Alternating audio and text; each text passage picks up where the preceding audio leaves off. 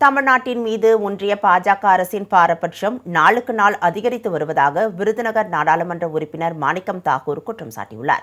தனியார் நாளிதழில் வெளியான செய்தி கட்டுரையை தனது எக்ஸல பக்கத்தில் பகிர்ந்துள்ள அவர், மகாத்மா காந்தி தேசிய ஊரக வேலை உறுதி திட்டத்தில் தமிழ்நாடு தொடர்ந்து புறக்கணிக்கப்படுவதால் வேதனை அளிப்பதாக தெரிவித்துள்ளார்.